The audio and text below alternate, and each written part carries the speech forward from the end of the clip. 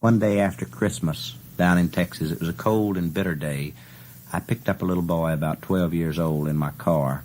Cheerful, his smile fairly warmed the car up and took the chill off the day. His whole body radiated joy. And he said, "You see Santa Claus yesterday?" And I says, "Yeah, he came up to our place."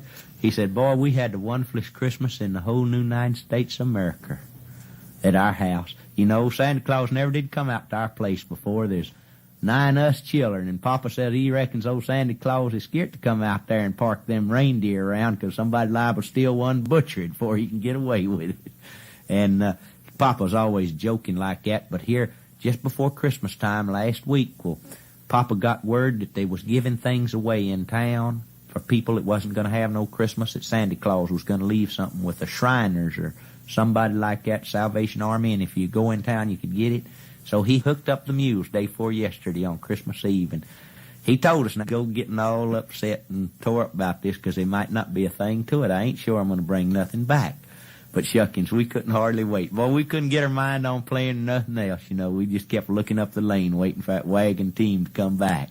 And Mama, she was just bad as we was. She'd say, "Now, y'all quit getting so tore up about this because you heard your Papa say you might not get nothing."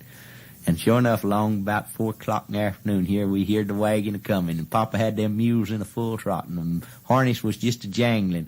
And when he come in sight, he'd stand up in the wagon, a-holding 2 great big old chickens without no feathers on 'em up, and a-yelling, "Merry Christmas, Merry Christmas." And he stopped the mules right in front of the gate, and us children just went a-crawling out through the fence, you know, and Mama come a-hurrying down the walk, and we run out there and swarmed over that wagon just like a flock of chee-chees, you know, a-looking in it, and Papa standing up there holding them 2 big old naked chickens, a-yelling, "Merry Christmas," and just a-grinning like new raised sun.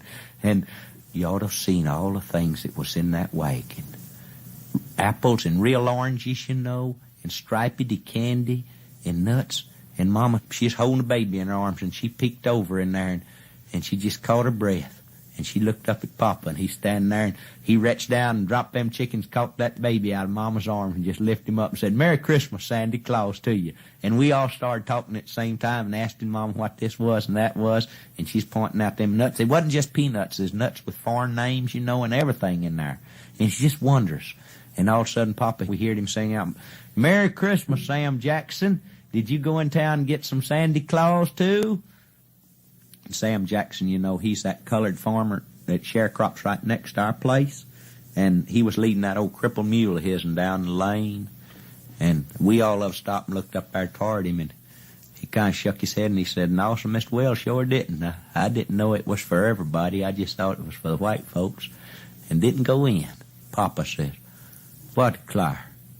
And he looked out, Mama. You know, Sam Jackson, his family's helped us out with crops a lot of times when Mama got down in her back and couldn't do it. And we think a heap of them.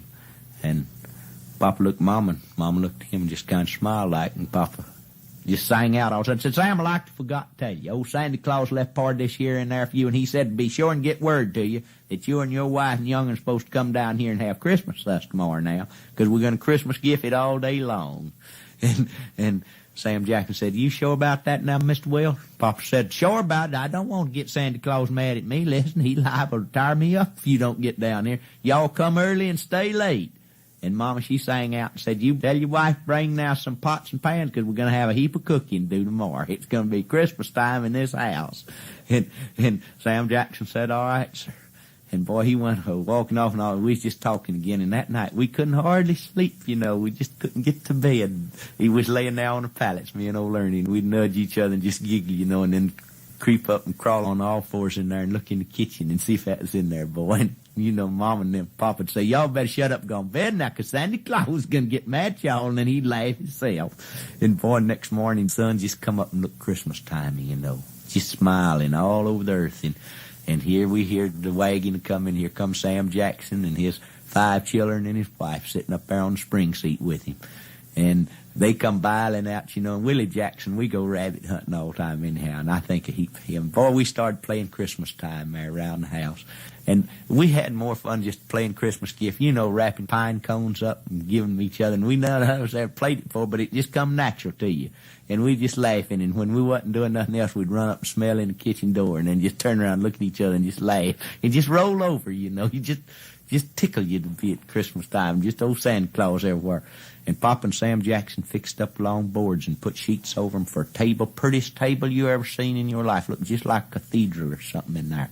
And my sister Ella and Molly Jackson, that oldest Jackson girl, they broke off cedar sprigs and pine sprigs and everything and put them up in there. And boy, you just never did see nothing. Just look Christmas time there.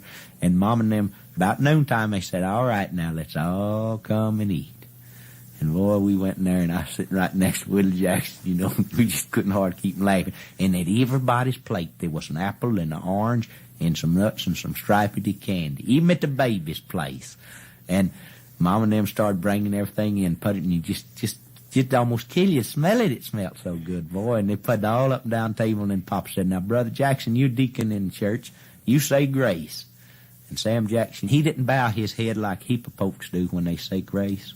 He just smiled up at heaven, you know, and said, I just want to say one thing to you, Lord. Merry Christmas. Hope you're enjoying it much as we are.